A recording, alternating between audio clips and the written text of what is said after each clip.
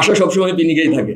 এমন এমন কিছু আছে যেটার কারণে হয়তো বা পিনিক অনেকাংশে এগিয়ে থাকবে।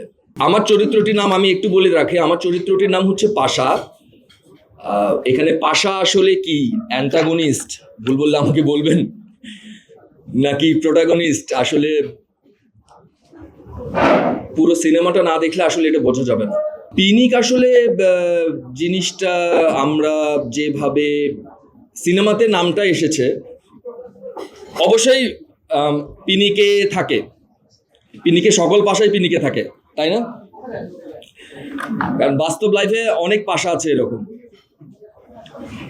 যে ক্যারেক্টারটা আমার পরিচালকের সাহায্যে আমাদের জাহিদ জুয়েল ভাইয়ের এটা ফার্স্ট কাজ হলেও তিনি একটা জিনিস করেছে, আমার ক্যারেক্টার হয়ে ওঠার পেছনে আশিস খন্দকার স্যারকে দিয়ে আমাদেরকে গ্রুমিং করানো হয়েছে অনেকদিন। সো ওই গ্রুমিং এর মধ্যেই বেশ কিছু পিনিকি ব্যাপার ছিল, তো পাশা সবসময় পিনিকেই থাকে। এক্সট্রিম মশার কয়েল প্ল্যান্ট ফাইবার দিয়ে তৈরি, ডেঙ্গু চিকুনগুনিয়া বাহি সহ যে কোনো মশার বিরুদ্ধে দেয় এক্সট্রিম সুরক্ষা। পিনিকে আসলে আমি যদি একটা কথাই বলি, উল্লেখযোগ্য তেমন কিছুই নাই। আবার এমন এমন কিছু আছে যেটার কারণে হয়তো বা পিনিক অনেকাংশে এগিয়ে থাকবে। এখানে একটা ক্যারেক্টার আছে, ক্যারেক্টারের নাম হচ্ছে লিলি। এই লিলির সাথে আমার জার্নিটা হয় প্রায় 4 থেকে 5 মাস হবে।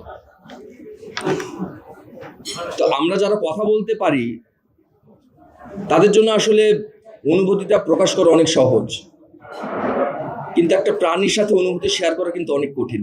শুধু এটুকু বললাম, এটুকু। আপনার যে প্রশ্নটা করেছেন এমন কি আছে, এটাই তো অনেক বড় কিছু, তাই না? হ্যাঁ, লোকেশন অনুযায়ী নতুনত্ব আছে আমাদের।